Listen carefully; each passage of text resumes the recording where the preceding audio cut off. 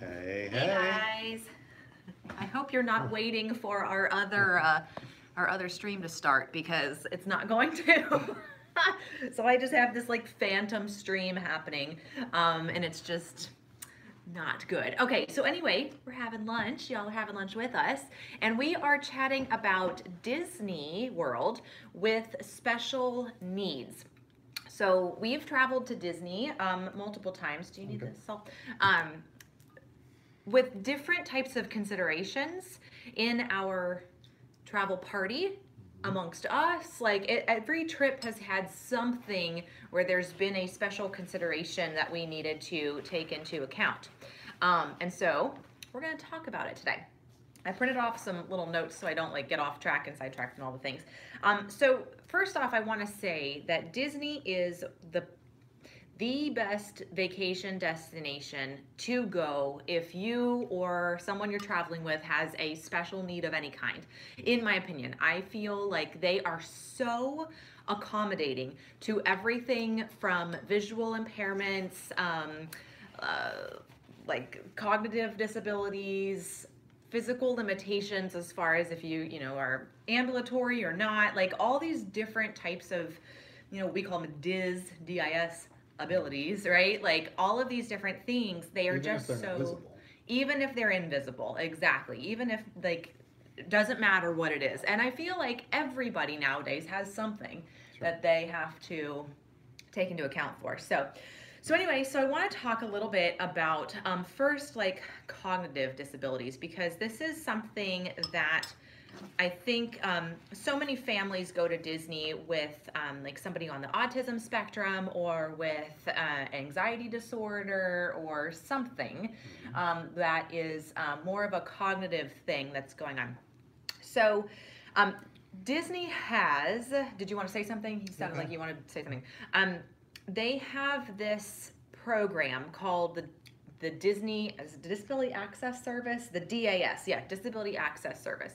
And this is really good for people who have trouble standing in like a crowded line or staying in like one place at a particular time, or like just waiting on things where they get a little either anxious or just don't understand why they're waiting in a queue, and Disney has a lot of queues. So what this service provides is this person and up to 6 people that they're traveling with a place to wait for a ride that is not in that direct queue line. So It's less stressful. it's less stressful, yeah. So you're not getting to the front of the line. It's not replacing Fast Pass or anything like that, but it's a way to wait the same amount of time in a different location. You could go get a snack, you could go get some shade, you could go to the bathroom, whatever you need to do. So how you set this up is you go to any guest relations front area at any park, and they will take a picture of the person that has the special need, and then they will put everybody's name down somehow on their system, so it's all tied to your magic bands. So when you have that, it's good for the entire trip. It's good for 60 days. And then you go to your attraction that you want to go to, and you tell the person, the cast member that's at the front, that you have DAS, this, and that, and the other. They'll scan that person's magic band and give you a time to come back to that ride to then get into the Fast Pass queue and get on. So normally it's the amount of time that it would take to stand in the standby queue. So let's say it's 30 minutes. They would add 10 minutes to that, generally speaking, and then you can go off, do whatever you want. When your time rolls around, kind of like Fast Pass, everybody scans your magic bands, and it shows up as a different color on the little Mickey head. And so that's how the person knows that everybody's that's So you come together. back to the Fast Pass line. And then you go right on through. So it's a really nice service also for somebody who maybe needs to be near a restroom and can't be in a queue line for an extended period of time. So I know that there are some physical limitations where people do need to have that ability. So that would be another way that DAS could be accommodating for you or anybody in your travel And that's party. at all the parks. It's at all the parks, and I think the water parks also, but I know it's at least the 4 main parks. They have that service. And I think that's good because both when you're in a long queue and you know, a lot of times, especially with the disabilities that aren't visible disabilities. So if they're either, you know, mental or emotional, where you know, standing in that line, whether it's in the heat or just around the crowds, It'd be really stressful. Or again, even if you don't know why Mm-hmm. someone in your party doesn't know why we have to be standing in this queue for so long, Mm-hmm. you know, being able to accommodate, you know, Disney thinking of, you know, accommodating that, Mm-hmm. you know, I think is really a step above. Because if you're just Right. vacationing in, you know, a random major city, you know, you're not going to get that accommodation if you're waiting in a big long line in New York Right. City or something, where they're not going to, you know, think to accommodate for all those, Right. you know, customized needs. So I think, Mm-hmm. you know, having the ability to, you know, be in a major tourist, you know, holiday sort of resort area where they do accommodate for, you know, not obviously dietary, they do great, but dietary, that's an accommodation that you can now start to get in most major cities. Mm-hmm. But you know, Disney sort of goes that more detailed level to think of Above and more, beyond. more accommodation. Mm-hmm. And so they also have like assistance services for like hearing impairments, visual impairments, things like that. So they do have like for hearing impairments, they have assistive listening devices. They also have what do they call those? They're like they write the text out of whatever the ride Closed is captioning. saying. Yeah, closed captioning services and things like that. They also have interpreters there for some of the larger shows, which is really nice. Also, sign language they also for let me think, like mobility impairments, they have ECV rentals, they have wheelchair rentals, they have stroller rentals. If you're not bringing your own, you can rent either on site at Disney or you can do an off site rental. I've heard of and I just had it off the top of my head. That's a really good one that they'll deliver like a wheelchair, an ECV, or a stroller. Yeah. Orlando Stroller Rentals, I think they do ECVs and wheelchairs now also. Buena Vista Strollers, I think is what it's called also. They'll do delivery. There's a ton of like off-site services that do this if you're not bringing your own or don't want to bring your own. Is there on-site at Boardwalk, I think? Yeah, it's the on-site, off-site. I think that's the Buena Vista Rentals at the Boardwalk, by where you rent the Surrey bikes. That area. So that is really good. The rides, there's a list, and once we're done here, I will put it in the info section of the video of all those rides where you can either stay in a wheelchair or you need to transfer from an ECV to a wheelchair, or you need to transfer out of the ECV and the wheelchair into the ride vehicle, like all of those different types of things. So different rides are different level of accessibility. So certain rides you have, if you're, you know, in a wheelchair, you'll have to, you know, transfer from the chair to the ride vehicle. Other rides, actually, you can roll the wheelchair onto the boat ride or vehicle. whatever. So certain boat rides or different attractions have a accessible vehicle. Right. And then there are other attractions where, like, well, again, if you're not able to transfer, they probably wouldn't be able to accommodate. But yeah, there is a list of the ones where they do either accommodate the vehicle itself or if you have to transfer. Yep. And too, like, you want to think about, like, how active are you at home, right? Like, so if you normally don't have an ECV or a wheelchair and you have like stamina issues or bad knees, or you just had something worked on your ankle or whatever, Disney is so much walking, like it's 8 to 10 miles a day normally for most people, which a lot of us don't do here at home. And so if that's something that you want to like keep in the back of your mind, like, would this make for a better trip? It may be worth, even if you're not in an ECV or a wheelchair at normally home, it still may be worth considering at the parks, just because of how much you'd be able to do, or if you don't have it, how much you're not able to do, just because of how much walking, the parks are. Even the parking lots are just so big. Yeah. So yeah, it could potentially take up a mile just to get to a park, like with Magic Kingdom. So much walking. So really use the different transportation services to your advantage also, like the trams from the parking lot and like that kind of stuff. Like really use that to your advantage because your feet will thank you, even if you're, you know, like fully ambulatory and all that stuff. So something else that like other suggestions that I have when people you know, do have special considerations and things like that is staying on site. I think it makes for a better experience when you do stay on site. Plus, being able to get back to your room is a little bit easier because you can use Disney transportation, or if you're renting your own car or drove down, the location is just so much better. You also have access to extra magic hours, which tend to have the crowd levels a little bit lower. So it's easier to kind of navigate around after the park is closed to the general public. For you, if you're staying on site, you can get onto rides easier and you can get around, you know, to the different rides easier too because it's not so crowded or so hot during the day also. Yeah, time of day. I know heat can be really hard on certain individuals, and so that is something to kind of keep in mind too. Going to the park super early in the morning and then leaving before lunchtime, coming back after the sun has kind of started to go down a little bit, can make for a lot more comfortable touring for certain people.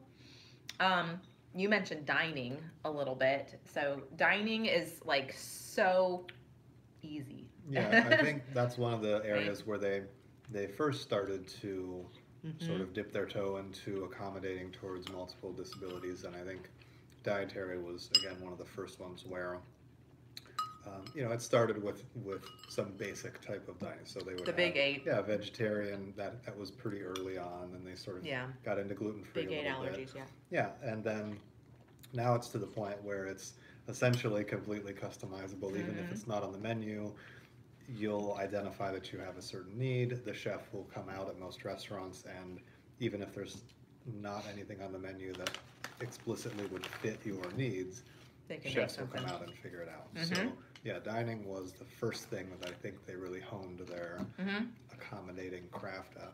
Yeah, I would agree with that. We have gone to Disney just as normal eaters.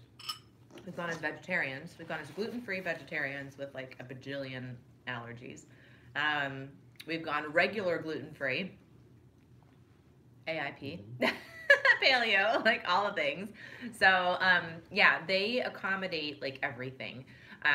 All you have to do is just kind of let them know a little bit in advance, especially if you have a super restrictive allergy need. But if it's one of the big 8 allergies, like only gluten and dairy or only egg and peanut or whatever, they normally can just accommodate you as is without any, right. They have allergy menus at most of the restaurants now, which is really nice. So, but when in doubt, you know, you can always request to talk to a chef if you want to, or a manager if you're at a quick service location, and they can, you know, talk you through the different allergens on the menu and everything, which is super helpful. Right. And actually going back to when you're touring the parks, so time of day, I know we talked a little bit about, so avoiding the heat in the mornings and the evenings help. That also helps a little bit with avoiding the peak crowd times of day. So when it's darker, you're not overstimulated by seeing so many people. So if it's a visual issue, that going in the evening can help sort of mask the amount of people you're seeing and being stimulated by. Some other things that can help with if there's a visual stimulation or just a crowd stimulation topic is not walking in the center of most walkways, so like the middle of Main Street where there's the most level of stimulation. So walking either through gift shops or just hugging the edges of walkways helps. So then you can actually, instead of looking at a sea of people, you can focus your attention a little bit on a wall and something that's stationary and still, and it's not motion, it's not a lot of people. Of course, you can still watch where you're going, but hugging the edges.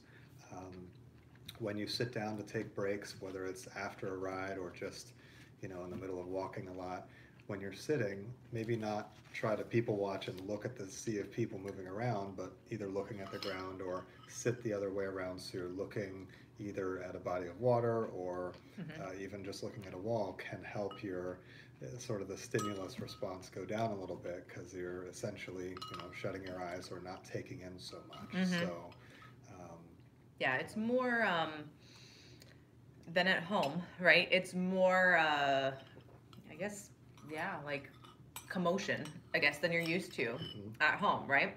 So, yeah, there's always sights and sounds and smells and noises and like people and like all the things. So, yeah, yeah. One thing I wanted to talk about too are restrooms at Disney. So they have companion restrooms, which are like single stall room bathrooms, like scattered throughout all the parks, probably all the resorts too, really. Where if you have somebody who needs restroom assistance, or if you yourself needs extra space for whatever you're emptying something or whatever you need to do, those companion restrooms are available for you. So can you just scoot behind me? Oh, okay. So yeah, so that's just something to keep in mind too. No one's gonna judge you if you are going into a companion restroom without a companion. Like, it's fine. And I know people like freak out about this sometimes, and they're just like, oh, people are gonna judge me or whatever. They're so busy like figuring out where their next fast pass is or whatever, they don't even pay attention. Like, it's totally fine. And I know this is like a concern for certain people with like IBD and like that kind of stuff, and it's like, who cares? Like, it doesn't matter. It's totally fine. So that's just something to remember also. I'm gonna see if there was anything else I wanted to talk about with that. Service animals are welcome. I saw a pony the other day. Did you really? At Disney? Yep. Wow, I love that. It's a little tiny one? Oh, can't even. Remember, there are, what, 3 or 4 approved service animals that my parents were talking about? Yeah, so I think and I don't know if this is Disney's specific rule, but at a certain condo building in Florida as well, we heard that there were 3 or 4 approved service animals, and it was dog, cat. Yeah. You know, the other, was there 2 more or 1 more? Miniature horse. Miniature That's horse. what it says. Yeah. I love that. That's so cool. I just love, like, I think service animals are the best of all time. I just love it. So, as long as it is a trained, approved service animal, it is allowed with you as a companion, right, into the park. They do have a little bit of rules. They do need to stay on a harness. They need to stay with the person, which they would anyway, right? If they're a service animal, they're going to stay with their owner and like do their job, right? But they just, you know, kind of keep that in mind. They do have pet relief areas. Typically, those are kind of by the smoking areas a lot of times. They keep them kind of together. So anyway, so they are allowed also in the rooms. I believe that they're allowed in the rooms. And speaking of rooms, they do have accessible rooms now also. Are there certain dog hotels? There were, but I don't know if they're still doing that. It's just each. Yeah, yeah. I don't know. Do you guys know if they're still allowing dogs in certain hotels? I think they were doing a test run of that, and that was not service animals. That was like all dogs of any kind could go to your hotel for a fee and like whatever.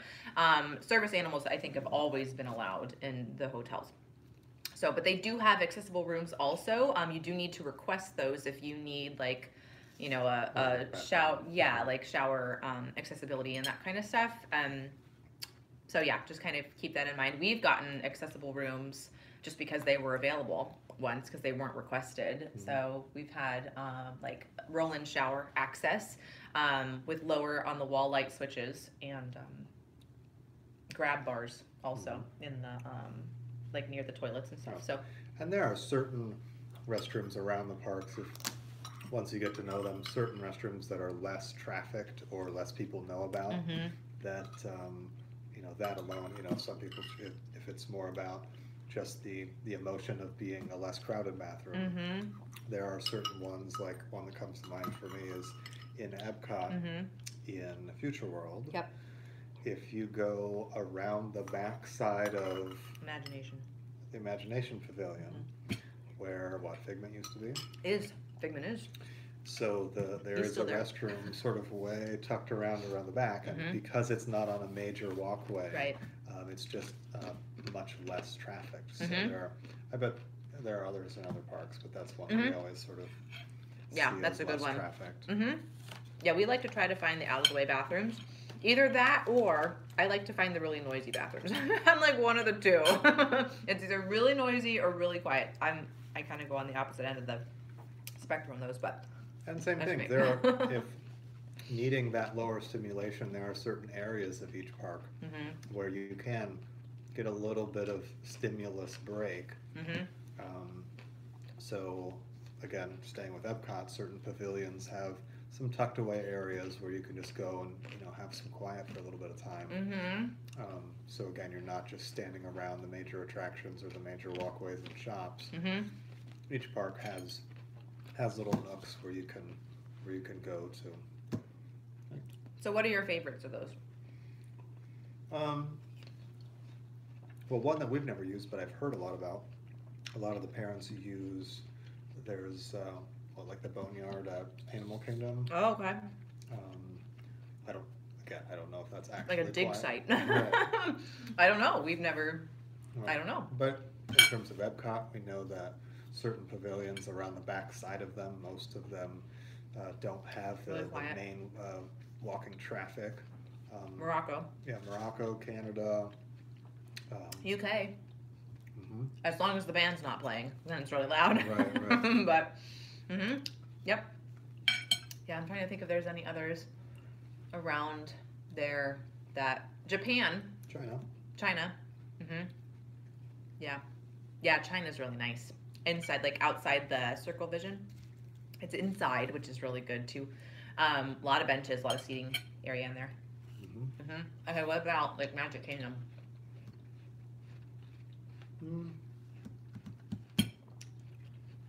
Well, the exit of Jungle Cruise. In between waves that people can get a little less. Less trafficked. Right around along the rope. Exit of Hall of Presidents.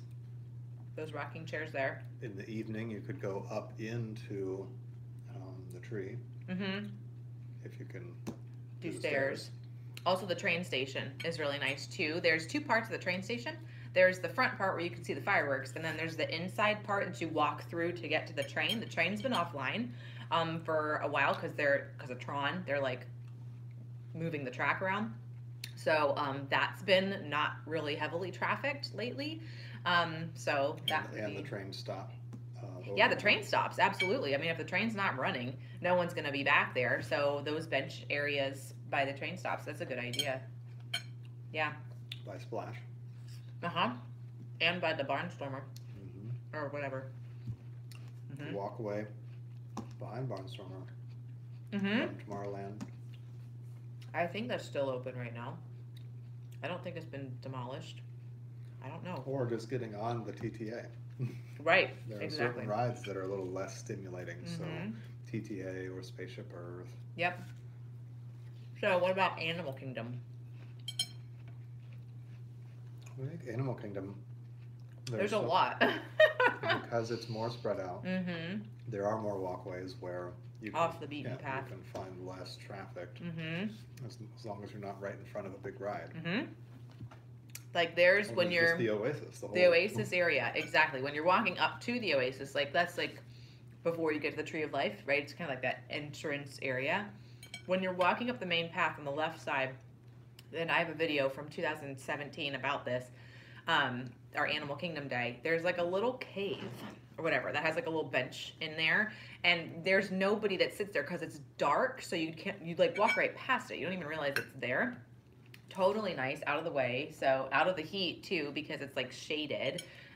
Also up by the Tree of Life on the left hand side, the pathway that walks you up so you can actually like really see it above you. That's a really nice area too. We didn't even know it was there until 2017 when we happened to stumble on it. Really nice music in there too, really calming like area. And then also the little pagoda, there's like a little pagoda at the entrance of Asia. Like if you're going into Asia and you're going to take a right to go to Expedition Everest, it's like right over the bridge where you can see Expedition Everest in the like distance. It's outside of a little like counter service like drink area. It's they don't even they don't even have food. Africa too has that little sitting area. Outside the Harambee Marketplace. Fruit market. That's what it's called. Something like that. So, about Hollywood Studios. It's harder. In my opinion, it's harder. With it being a smaller park and under construction, everybody's crammed together. Yeah. So definitely not Toy Story. No. I would say the exit of Tower of Terror, because there's that wall bench outside the gift shop where people sit and wait for people that are riding and they don't want to ride. Something else I want to talk about. I honestly can't even think of another one that's Right. Well, by Gertie. Is it Gertie? The dinosaur by the pool? there's nothing happening Like- right now by the Great Movie Ride. So Right. maybe the front of that building there's less people, Mm-hmm. traffic there. Mm-hmm. So speaking about riding things or not riding things with your party. So Disney has something that's called the rider swap or rider switch, where a lot of times people use it for babies. If it's 2 adults and a baby, as long as there's like 3 or can't, you can do rider swap. So basically what that is adult number 1, or if you have a child that wants to ride. Anyway, it goes both ways, but you go up to the cast member and say you want to do a rider switch, yada yada yada. I don't know if they put like a fast pass on your party's magic band. I don't know how they do it now. It used to just be like, okay, come on through the fast pass queue, but I don't know what they do with it now. But anyway, it allows you, if you have like a baby who can't ride, but 2 adults that want to, and you can't obviously leave the baby by itself, one person rides while the other waits with the baby, and then the flip-flop, and the second person doesn't have to wait in like the standby queue. They can go through the fast pass queue. So I don't know exactly how that works, but I do know that is an option. That's something we've never actually had to do. Yeah, But you can go, if you don't want to ride, you can go through queues and leave at the end. that's true. Mm-hmm. You can, yeah, they have like chicken exits, so you can still see the get to queue. experience the queue. Yeah, like if you don't want to ride Tower of Terror, but you want to see like the pre-show experience before you actually get on the elevator, you can go down the chicken elevator, and that'll take you back down to the exit. Get out there. And So, most rides, I think all rides have the ability to Mhm, go to through exit the queue line. and exit. at the end of it, yeah. Yep. I'm trying to think if there's anything else that has been helpful for us. The other thing I want to mention is bringing comfort items from home. I think traveling can be stressful on bodies and on people mentally and physically. Yeah. So bringing things from home with you that you're used to having that is kind of like a comfort item can be really helpful. Like anymore, I've been bringing with us like a little travel blanket to have on our bed, right, in the hotel room, just because it's like soft and it's cozy and it's just nice and we can sit on it. We know it's clean, it's familiar, yeah.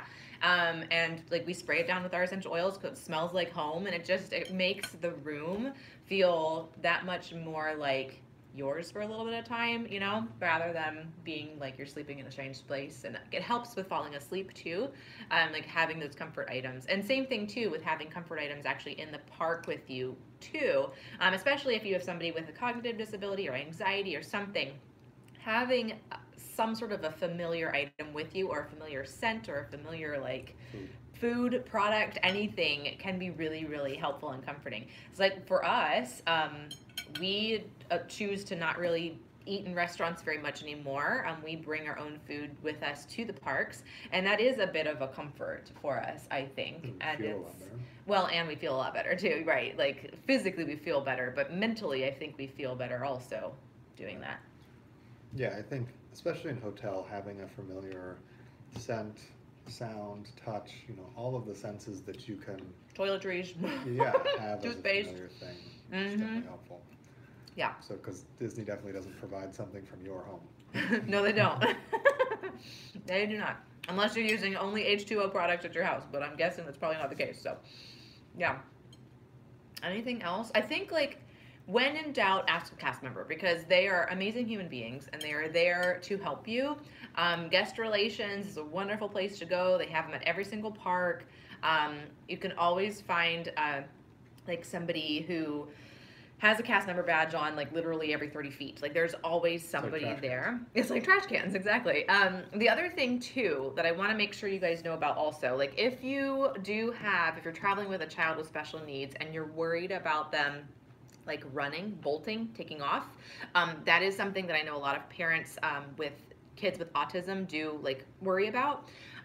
There is a code word of lost adult in the park. So when there is a, you know, a missing adult, a lost adult, it's really a lost child. And so at that point in time, the Disney security oftentimes will be the ones that come in and, you know, they take the child. I was moderating a Spokes Mainstream at Animal Kingdom, I want to say maybe a month ago, maybe.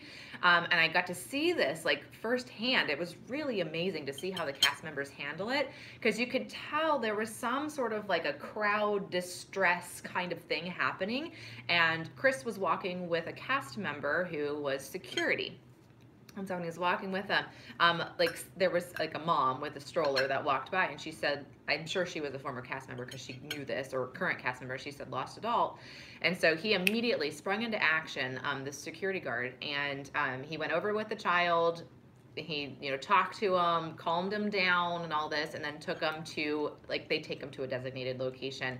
And with the Magic Band, they can now easily hook up child with parent, so it makes it a whole lot easier. It's a lot safer of an environment. So of course we always want to keep track of our kids and everybody we're traveling with, but just if that's a worry of yours, just know that that exists at Disney. They're there to make it as safe of an environment as possible for people. So Magic bands. Magic bands, man. They know where you are. They do. That's true. Yep, they absolutely do. I'm trying to think of other things that could be helpful. If you guys have any questions, can't guarantee I'll know the answer, but I probably don't, but I might. Do you know favorite restaurants that have been most accommodating to various needs? To allergies and stuff? Mm-hmm. Yeah. I know that, also keep this in mind, the buffets, which are the character meals, tend to be favorited by certain families because you've got everybody together, the characters come to you, you're not waiting in line, you're just sitting there in a restaurant or whatever with like entertainment in front of you. So that tends to be a good way of visiting the characters in like a controlled space. It does get loud, but you have the ability to take a child out and come back or whatever, you know, whatever that need is. With that, if you have dietary allergies, you won't be eating from the buffet. You'll be paying the same price as everybody else, but they'll prepare your food back in the kitchen and bring that out to you. Yes. So it's all because of a cross-contamination risk with buffets. That's kind of how it is, where your cheese gets in your guacamole and then it's like all over. So yeah, so that's something to just know, that they will accommodate you if you do have food allergies at buffets. And your kids want to see characters and stuff. So as far as restaurants that are most accommodating, I do want to mention at Disney Springs, there is a gluten-free and vegan, so dairy-free, egg-free bakery called Aaron McKenna's NYC. It used to be called Baby Cakes, but it's the same parent company, Aaron McKenna's. And they accommodate all and nut allergies, although they do have coconut. So it just kind of depends on what your tree nut allergy is. I don't know if they're peanut free. I want to say they are, but they use Bob's Red Mill, and so Bob's Red Mill is normally pretty good about their cross-contamination practices with cleaning off their equipment and before they put the flour through. But so just know that that's there, especially if gluten and dairy is an allergy for you. We've had cupcakes from there and they were good. We liked them. It's been a long time since we've had them, but at the time we liked them a lot. So just know that exists. As far as like sit down restaurants go, I know at the Boardwalk Flying Fish Cafe and Trattoria Al Forno, which is pretty much like next door, have both been really good for really restrictive dietary allergies, called Paleo Autoimmune Protocol, which is like very restrictive, gluten-free, all the things free. So they've been really good. We've had good gluten-free meals at the Yachtsman Steakhouse, which is at the Yacht Club. I'm trying to think if there's another one that... Was Swan Dolphin been? Yeah, Il Mulino at the Swan, really good with gluten allergies specifically. For us anyway, they have corn pasta that's in imported from Italy. So it's like, of course, non-GMO corn because it's not from the US and yada yada. So that's good to know. If you are in desperate need, should I tell our story? Which one? Okay, I'm gonna tell it. So, in 2016, we had a Disney trip planned for May 2016.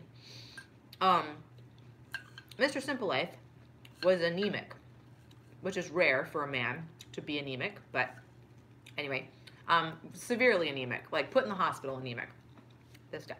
So we canceled our Disney trip. They were really good about, you know, everything. It was wonderful. Canceled it the day of. We canceled it the day before we were supposed to leave. Yeah, because he went into the emergency room.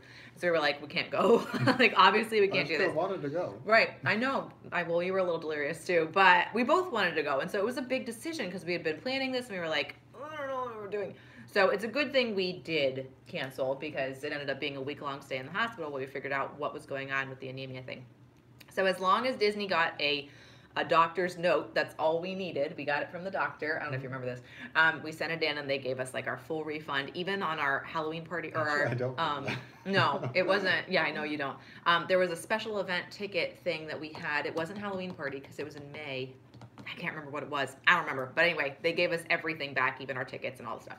Could have been Halloween. It could have been the Halloween party in May. That's funny. I didn't even think about that. So anyway, we canceled it. So we wanted to reschedule it. We got him to a state of being healthier. He wasn't as anemic as of October. Is that right? I can't remember when we went back. I think it was either September or October. So we went back as he was still recovering from anemia and other things. And so when we got to Disney and all this, we were like, we have to tour the park a little differently now, you know, because we have a special consideration. He didn't have as much energy as he would have as, like, you know, somebody who wasn't anemic. He wasn't fully anemic, but there was still presence to it because it's a long time to build all that stuff back up again. So I'm trying to remember where I'm going with this. Food? Oh yeah, thank you. So luckily, I knew enough about Disney, knowing where we could go to get a banana, because we stayed at the boardwalk. You remember now. Okay. And so we landed really pretty late. It was like an afternoon evening flight. Yeah, it was and so when we got there, we got checked into the boardwalk and all of that. It was past 11 o'clock. And I remember I had just seen a girl talking about the same exact thing. She was trying to find a snack staying at the boardwalk and everything was closed. Like all of the gift shops were closed, and the gift shops there oftentimes will have a banana or whatever. He was on such a restrictive diet at that point in time. Like, it was either a sweet potato or a banana. We really didn't have any other choice. Like, he wasn't eating raw vegetables other than bananas yet. Like, it was a thing. So I, at that point in time, didn't realize that I needed to start packing things in my carry-on so we'd have them. I didn't know yet. And so we were at the boardwalk and I was like, okay, well, where are we going to find this? So we started looking, screen door, general store, locked doors. We're like, crap. So we're, yeah. So I'm thinking, we could see them in the window. Right, I know. We knew they were hanging there. Like, we could see that. And so we were like, what are we going to do? And so I remembered about the Peekaboo Cafe, which is a 24-hour open cafe. And so I was like, they have to have a banana. And he's like, I need to eat something now. What I didn't tell you is at the time of his recovery, which lasted a good 6 months or longer, he was eating full plates of food 6 times a day. Like, it was a lot of food because he was building all of those iron stores back up. So he was just constantly hungry. So I was hungry as I was eating. Right. And I was yes. hungry when I was done. He was just, yeah. So I knew we had to get a banana. We did not have a choice. So we went to the Peekaboo Cafe, which is at the Dolphin. Did we rent a car? We walked over there. I guess we could have driven to Publix. It was so late, we didn't want to have to, like, oh, you couldn't wait. Yeah. You were like, I need a banana now. So luckily, we went to the Peekaboo Cafe. It's a 24-hour cafe. So if you're staying anywhere around the boardwalk and you get hungry at like 2 a.m., go over to Peekaboo. It's like they call it a buffeteria. It's Dolphin? like a cafeteria in the Dolphin. Yeah, in the Dolphin. So we went over there. We bought them out of bananas. We bought them all. Like we came out with a bunch, and they kind of looked at us weird, and they were like, "Do you want a bag?" And we got bottles of water too. And I was like, "No, we're fine." So we're like walking with our bunch of bananas and our water. Oh my gosh, people thought we were nuts, but banana emergency, so it was necessary. Is it the only Do what you 24 gotta hour, do. like on As far as I know. walkable resort? Yeah. Are I there don't- food courts? Some of them might be, but Boardwalk doesn't have a food court. Beach Club kind of does, but it's attached to a gift shop, so I don't even think that one's open 24 hours. I tell y'all. So anyway, hopefully this was helpful for you and gives you some comfort in knowing that if you go, you're gonna have a great trip. They're so accommodating for everything. I will put links in the comment section, or not the comments, the description of this video. I have them saved in my other video that was supposed to go live and it never did, so sorry about that. I have to schedule it on my phone now. I realize that technology, y'all. So anyway, hopefully this was helpful, and we'll be back tomorrow. If you guys have any suggestions on Disney things you'd like us to chat about, let us know. I have them up here, but if y'all have some, let us know that too. And yeah, that's all she wrote.